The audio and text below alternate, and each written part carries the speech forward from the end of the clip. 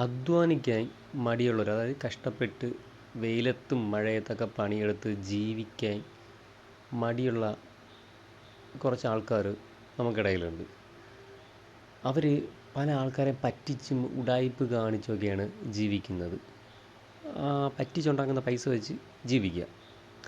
അങ്ങനെ കുറച്ച് ആൾക്കാരുണ്ട്. അതുപോലത്തെ ഒരാളാണ് നമുക്കിടയിൽ വന്നത്. സംഭവം വേറൊന്നുമില്ല. നമ്മളൊരു ഒരു ഷോർട്ട് ഫിലിമിൻ്റെ വർക്കുകളൊക്കെ നടന്നുകൊണ്ടിരിക്കുന്നത്, സ്ക്രിപ്റ്റ് വർക്ക് നടന്നുകൊണ്ടിരിക്കുന്നു. അപ്പം സ്ക്രിപ്റ്റ് വർക്കെല്ലാം കംപ്ലീറ്റ് ചെയ്തു. നമുക്കിനി വേണ്ടത് ആക്ടേഴ്സിനെ വേണം. നമുക്കിടയിൽ ആക്ടേഴ്സൊന്നുമില്ല. അപ്പം നമ്മൾ പ്ലാൻ ചെയ്തൊരു കാസ്റ്റിംഗ് കാൾ വയ്ക്കാം. അങ്ങനെ ഒരു കാസ്റ്റിംഗ് കാളുടെ ഒരു പോസ്റ്റർ റെഡിയാക്കി, ഒരു വാട്സാപ്പ് ഗ്രൂപ്പൊക്കെ ഉണ്ടാക്കി, നമ്പറൊക്കെ ആഡ് ചെയ്ത് പോസ്റ്റർ അങ്ങ് ഇറക്കി. ഒരു 2 ദിവസം കഴിഞ്ഞപ്പം വാട്സപ്പിലൊക്കെ മെസ്സേജ് വന്ന് ആക്ടിങ്ങിന് താല്പര്യമുള്ള പയ്യന്മാർ മെസ്സേജ് അയച്ച്. അപ്പോൾ നമ്മൾ നോക്കിയപ്പോൾ അവരെ വീഡിയോസൊക്കെ നമുക്ക് അയച്ചു തന്ന് കോൺടാക്റ്റ് ചെയ്ത്. അപ്പോൾ എല്ലാം അടുത്തുള്ള ആൾക്കാരൊക്കെ തന്നെയാണ്. ഷൂട്ട് ചെയ്ത് വന്നിട്ട് പോവേണ്ട അത്രയും ഡിസ്റ്റൻസിലുള്ള ആൾക്കാർ തന്നെയാണ് മിക്കതും കോൺടാക്റ്റ് ചെയ്തവരെല്ലാവരും. അങ്ങനെ നമുക്ക് അങ്ങനെ 2-3 ആൾക്കാരെ സെറ്റായി ക്യാരക്ടേഴ്സിനെ പറ്റിയ. അത് കഴിഞ്ഞ് നമുക്ക് ഇനിയും വേണം. അങ്ങനെ ഇരുന്നപ്പം ഇങ്ങോട്ടൊരു മെസ്സേജ് വന്ന് വാട്സാപ്പിൽ. ഞാൻ നേരത്തെ പറഞ്ഞില്ലേ ആൾക്കാരെ പറ്റിച്ച് ജീവിക്കുന്ന ആൾക്കാരുണ്ടെന്ന്. ആ ഒരു ക്യാരക്ടറാണ് മെസ്സേജ് ഇങ്ങോട്ട് വന്നത് വാട്സാപ്പിൽ. അയച്ച മെസ്സേജ് എങ്ങനെയായിരുന്നു: ഹായ്, പറയൂ, എന്ത് സഹായമാണ് നിങ്ങൾക്ക് വേണ്ടത് എന്ന് ചോദിച്ചുകൊണ്ട്. അപ്പം ഞാനാണ് ഇത് വാട്സപ്പ് ഗ്രൂപ്പിൻ്റെ അഡ്മിൻ. അപ്പം ഞാൻ പറഞ്ഞു ആരാണ് എന്ന് പറഞ്ഞു. ആരാ മനസ്സിലായില്ല എന്ന് ചോദിച്ചൊരു മെസ്സേജ് അങ്ങോട്ട് ഇട്ടു. അപ്പോൾ ഒരു പോസ്റ്റർ ഇങ്ങോട്ട് വന്നു, നമ്മളെ കാസ്റ്റിംഗ് കാളുടെ ഒരു പോസ്റ്റർ വന്നു. അപ്പോൾ ഞാൻ മനസ്സിലായി ഈ പോസ്റ്റർ കണ്ടിട്ട് വിളിക്കണമെന്ന് മനസ്സിലായി, ഈ മെസ്സേജ് ഇട്ടണമെന്ന് മനസ്സിലായി. അപ്പം ഞാൻ പറഞ്ഞ യെസ് ബ്രോ പറയൂ എന്ന് പറഞ്ഞു. അപ്പോൾ പറഞ്ഞ് എടാ ഇതല്ല വോയിസ്, എടാ നിങ്ങൾക്ക് എന്തോ ഹെൽപ്പ് വേണമെന്ന് പറഞ്ഞ് പറയൂ, എന്ത് ഹെൽപ്പാണ് വേണ്ടതെന്ന് ചോദിച്ച്. അപ്പം എനിക്ക് പിടികിട്ടുന്നില്ല, സംഭവം എനിക്ക് പിടികിട്ടുന്നില്ല. അപ്പോൾ എനിക്ക് പുള്ളിക്കാരി ഒരു ID കാർഡ് ഇങ്ങോട്ട് കാണിച്ചിരുന്നു വാട്സപ്പ് ഫോട്ടോയിൽ. ID കാർഡ് കണ്ടപ്പോൾ എനിക്ക് മനസ്സിലായി, നമ്മളെ ഈ ഫേക്ക് ID ഒക്കെ നമുക്ക് ആപ്പ് വഴിയൊക്കെ ഉണ്ടാക്കാൻ പറ്റില്ല. അങ്ങനെ ഒരു ആപ്പ് വഴി ഒരു ഫേക്ക് കാർഡ് ആണ് എനിക്ക് അയച്ചു തന്നത്. സിനിമയുടെ ഏതോ വലിയ കൊമ്പത്തെ ഏതോ ഒരാളാണെന്നും പറഞ്ഞൊരു ID കാർഡ് എൻ്റെ നിന്നൊക്കെ പോയി കേട്ടോ, കുറച്ച് വർഷമായി. അപ്പോൾ അങ്ങനത്തെ ഒരു ID കാർഡാണ് എനിക്ക് അയച്ചു തന്നത്. അപ്പോൾ ID കാർഡ് കണ്ടപ്പോൾ എനിക്ക് മനസ്സിലായി അതിലുള്ള ഫോട്ടോ ID കാർഡിലുള്ള ഫോട്ടോ തന്നെ കോമഡിയാണ് കേട്ടോ. ഏതൊരു പാറപ്പുറത്ത് കുളിക്കാൻ നിന്ന സമയത്തുള്ള തലയിൽ ഒരു വെള്ള തുണിയും കെട്ടിയ ഒരു ഫോട്ടോയാണ് അതിൽ ID കാർഡിൽ ഒരു ഫോട്ടോ ആയിട്ട് കൊടുത്തിരിക്കുന്നത്. എനിക്ക് മനസ്സിലായി ഉഡായിപ്പാണെന്ന് മനസ്സിലായി. ഞാൻ പറഞ്ഞു ബ്രോ, ഞാൻ ഇതിൽ പറഞ്ഞു ബ്രോ ഞങ്ങളൊരു ഷോർട്ട് ഫിലിം ചെയ്യുന്നുണ്ട്, ഞങ്ങൾ കുറച്ച് ആൾക്കാരെ വേണം, കാസ്റ്റിംഗ് ആൾക്കാരൊന്നും സെറ്റായിട്ടില്ല എന്ന് പറഞ്ഞു. അപ്പോൾ പറഞ്ഞു എടാ എത്ര ആൾക്കാരെ നിങ്ങൾക്ക് വേണം എന്നൊക്കെ ചോദിച്ചു. ഞാൻ പറഞ്ഞു നമുക്കിനി ഒരു 2-3 ക്യാരക്ടേഴ്സ് ഉണ്ട് എന്ന് പറഞ്ഞു. അപ്പോൾ പറഞ്ഞു ശരി, ഞാൻ ഫിലിമിലാണ് വർക്ക് ചെയ്യുന്നത്. അങ്ങനെ കുറേ സംഭവങ്ങളൊക്കെ തള്ളിമറിച്ച് എനിക്ക് മനസ്സിലായി. അങ്ങനെ ഞാൻ ഈ മെസ്സേജൊക്കെ നമ്മളെ കൂടെ ഉള്ളവർക്ക് കാണിച്ചു കൊടുത്തു. അപ്പോൾ ആശ ഭയങ്കര ഉഡായിപ്പാണ്. അങ്ങനെ മെസ്സേജൊക്കെ തള്ളിമറിക്കുകയാണ്. അത് പോയിട്ട് ഏതൊരു നെറ്റിൽ നിന്ന് കിട്ടിയ 2-3 ഫോട്ടോസ് കേട്ടോ പുള്ളിക്കാരെ, ഈ ഷൂട്ടിംഗ് ലൊക്കേഷനുള്ള നെറ്റിൽ നിന്ന് കിട്ടിയ ഫോട്ടോ എടുത്ത് DSLR എടുത്ത ഫോട്ടോയാണ്. അപ്പം പുള്ളിക്കാരൻ എനിക്ക് 2-3 ഫോട്ടോ എടുത്ത് ഇങ്ങോട്ട് അയച്ചു തന്നു.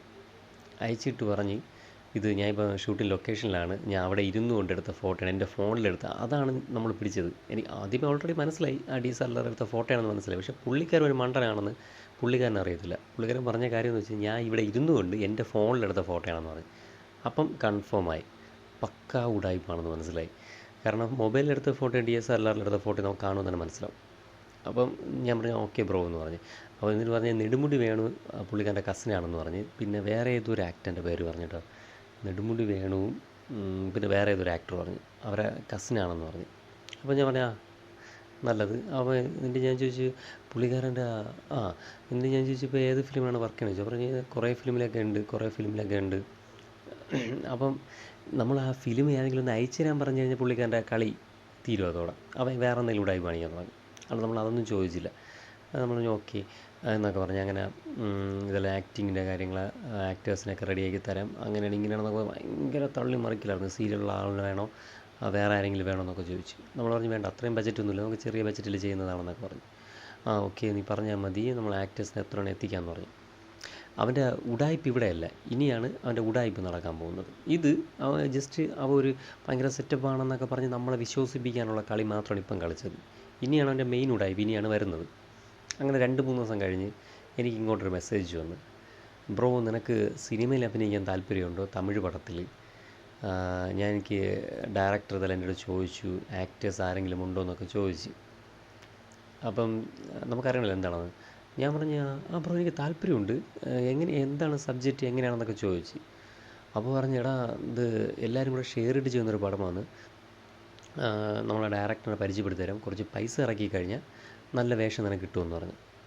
മനസ്സിലായി. ഇനിയാണ് ഇവിടെ തൊട്ടാണ് ഉടായ്പ് തുടങ്ങുന്നത്. കാരണം അവ ആദ്യം എൻ്റെ ഒരു ടേസ്റ്റ് എന്താണെന്ന് മനസ്സിലാക്കി, ആക്ടിങ്ങിലൊക്കെ താല്പര്യമുള്ള പയ്യനാണെന്നൊക്കെ മനസ്സിലാക്കിയപ്പോൾ പുള്ളിക്കാരന് അതൊക്കെ വെച്ചാണ് പുള്ളിക്കാരൻ എന്നെ പിടിച്ചത്. അപ്പോൾ പുള്ളിക്കാരന് മനസ്സിലായി ഇവന് കുറച്ച് സംഭവങ്ങളൊക്കെ പറഞ്ഞു കഴിഞ്ഞാൽ ഇവൻ എന്തായാലും പൈസ ഇറക്കും എന്നൊക്കെ അവന് മനസ്സിലായി. അപ്പോൾ എനിക്കാരും മനസ്സിലായി. ഞാൻ പറഞ്ഞു, എനിക്ക് അഭിനയിക്കാൻ താല്പര്യമുണ്ട്, എങ്ങനെയാണെന്ന് ഇതൊക്കെ ചോദിച്ചു. പറഞ്ഞു, നിനക്ക് എന്നാൽ ഞാൻ നമ്മളെ ഡയറക്ടർ നമ്പർ തരാം, ഡയറക്ടറിനെ ഒന്ന് പോയി കാണണം, തമിഴ്നാട് എവിടെയാണെന്ന് തോന്നണ്ട, അങ്ങനെ എന്താണെന്ന് പറഞ്ഞെന്ന് തോന്നുന്നു. ഡയറക്ടറിന് പോയി കാണണം, നമ്മളൊക്കെ തന്നെയാണ് എൻ്റെ പ്രൊഡ്യൂസർ എല്ലാവരും കൂടെ ഷെയർ ഇട്ട് എങ്ങനെ സിനിമ ചെയ്യുന്നത്, ഭയങ്കര നല്ല അടിപൊളി പടമാണ്, കുറച്ച് പൈസ ഇറക്കുകയാണെങ്കിൽ നല്ല വേഷം നിനക്ക് ആ സിനിമയിൽ കിട്ടുമെന്നൊക്കെ പറഞ്ഞു. ഞാൻ പറഞ്ഞു ഓക്കെ. ഞാൻ പറഞ്ഞു ശരി, എനിക്ക് ഇത് ഡയറക്ടർ നമ്പർ തന്നാൽ മതി, ബാക്കി സംസാരിക്കാം എന്നൊക്കെ പറഞ്ഞ് പിന്നെ നമ്മൾ ആദ്യം വിചാരിച്ചത് ഇവൻ്റെ അടുത്ത് പോയിട്ട് ഇവനെ കൈയുടെ പൊക്കാം എങ്ങനെയാണെന്ന് വിചാരിച്ചത്. ഇവൻ്റെ 2-3 വീഡിയോസൊക്കെ എടുത്ത്, ഇവ അറിയാതെ തന്നെ 2-3 വീഡിയോസൊക്കെ എടുത്ത് ഒന്ന് പണി കൊടുക്കാമെന്ന് വിചാരിച്ച്. അങ്ങനെയാണ് പ്ലാൻ ചെയ്തുകൊണ്ടിരുന്നത്. പിന്നെ നമ്മളിവൻ്റെ ബാക്ക്ഗ്രൗണ്ട് ചെക്ക് ചെയ്തപ്പം ഇത്തിരി ഉടായ്പാണ്, ഭയങ്കര ഉടായ്പ് കേസാണെന്ന് മനസ്സിലായി. പിന്നെ നൈസായിട്ട് നമ്മൾ ആ നമ്പരങ്ങ് ബ്ലോക്ക് ചെയ്തു. കാരണം ഇതിൽ നമ്മളിനി കളിച്ച് കഴിഞ്ഞാൽ നമുക്ക് തിരിച്ച് പണി കിട്ടും. ഇവൻ്റെ അടുത്ത് കളിക്കും. ഇവനൊക്കെ കാരണം ഇതിന് വേണ്ടി ഇറങ്ങി തിരിച്ച ടീമുകളാണ്, ഈ ഉടായ്പിന് വേണ്ടിയിട്ട് മാത്രം എങ്ങനെയെങ്കിലും ആളുകളെ പറ്റിച്ച് പൈസ ഉണ്ടാക്കുക എന്ന തീരുമാനത്തോടെ, എന്ന ലക്ഷ്യത്തോടെ ഇറങ്ങിയിട്ടുള്ള ടീമുകളാണ്. അപ്പോൾ നമ്മൾ ഇവരുടെ അടുത്ത് കളിക്കാൻ നിന്ന് കഴിഞ്ഞാൽ നമ്മൾ തുടക്കക്കാരാണ്. അപ്പോൾ ഇപ്പോഴേ ഇവന്മാരുടെ കളിക്കാൻ നിന്ന് കഴിഞ്ഞാൽ നമ്മളെ ഭാവി തോലയും. അതുകൊണ്ട് നമ്മൾ അവിടെ വെച്ച് ഇത് ഡ്രോപ്പ് ചെയ്ത് വേണ്ടെന്ന് വെച്ച് ഇവൻ്റെ നമ്പരും ബ്ലോക്ക് ചെയ്ത് ആ ഒരു ഗ്രൂപ്പിൽ നിന്ന് തന്നെ ഇവനെ എടുത്ത് കളഞ്ഞു. പിന്നെ നോ കോൺടാക്റ്റ്. അതുകൊണ്ട് ഇത് നമുക്ക് വന്നൊരു അനുഭവമാണ്. അതുപോലെയാണ് എനിക്ക് നിങ്ങളുടെ അടുത്തും പറയാനുള്ളത്. ഇതുപോലെ ആരെങ്കിലും എന്തെങ്കിലുമൊക്കെ ഉടായ്പകളായിട്ടൊക്കെ നിങ്ങളുടെ അടുത്ത് വന്നിട്ട് പൈസ ചോദിച്ച് സിനിമ എന്നൊക്കെ പറഞ്ഞ് സിനിമയിൽ അവസരം തരാം, പൈസ ഇത്ര രൂപ അങ്ങനെ ഇടാണെങ്കിൽ പൈസ അവസരം തരാം എന്നൊക്കെ പറഞ്ഞ് ഒരുപാട് ഉടായ്പകളൊക്കെ വരും. അതുകൊണ്ട് ദയവ് ചെയ്ത് ഇങ്ങനത്തെ ഉടായ്പിലൊന്നും പോയി തല വയ്ക്കരുത്. നിങ്ങൾക്ക് കഴിവുണ്ടെങ്കിൽ നിങ്ങൾ നല്ലപോലെ ഒരു അഭിനയിക്കുന്ന ഷോർട്ട് ഫിലിമോ അങ്ങനെ എന്തെങ്കിലും നല്ലൊരു ഷോർട്ട് ഫിലിം തന്നെ ചെയ്ത്, ഇപ്പം നല്ലൊരു പ്ലാറ്റ്ഫോമാണ് നമുക്കുള്ളത്, നമ്മുടെ മുന്നിൽ തന്നെ ഉള്ളത്. ഒരു മൊബൈൽ ഉണ്ടെങ്കിൽ തന്നെ ഇപ്പോൾ എല്ലാ പയ്യന്മാരും ഷോർട്ട് ഫിലിമൊക്കെ ചെയ്യുന്നുണ്ട്. നമ്മളങ്ങനെ ഒരുപാട് കഴിവുകൾ നമുക്ക് തെളിയിക്കാൻ പറ്റിയ അവസരങ്ങൾ നമ്മുടെ മുന്നിൽ തന്നെയുണ്ട്. അപ്പം മാക്സിമം നിങ്ങളും കുറേ ഷോർട്ട് ഫിലിം ചെയ്യുക, ക്ലിക്കാവുക, അതുവഴി തന്നെ നമുക്ക് അവസരങ്ങൾ ഒരുപാട് കിട്ടും. അതുകൊണ്ട് ഇതേപോലത്തെ മണ്ടന്മാരെ ബാക്കിൽ നിന്ന് പോയി വെറുതെ നമ്മളെ ജീവിതം തുലയ്ക്കരുത്, പൈസയും കളയരുത്. ഓക്കെ, ഇതുപോലെ ഒരുപാട് പറ്റിപ്പുകൾ നമ്മുടെ അടുത്ത് വന്നിട്ടുണ്ട്. പക്ഷേ ഇതുപോലത്തെ പറ്റിപ്പിലൊന്നും നമ്മളങ്ങനെ പോയി വീഴാറൊന്നുമില്ല. പൈസയുടെ പറ്റിപ്പില്ല, അല്ലാതെ നമ്മളെ പറ്റിച്ചിട്ടുണ്ട്. ഡയറക്ടറാണെന്നും പറഞ്ഞ സ്ക്രിപ്റ്റ് അത് ഇത്, പക്ഷേ നമ്മൾ പൈസ കെട്ട് കളിച്ചിട്ടില്ല ഇതുവരെയായിട്ടും. കാരണം പൈസയ്ക്ക് വേണ്ടി വരുന്നവന്മാരെ മനസ്സിലാക്കിയത് ഉടായിപ്പായിരിക്കും. ഓക്കെ.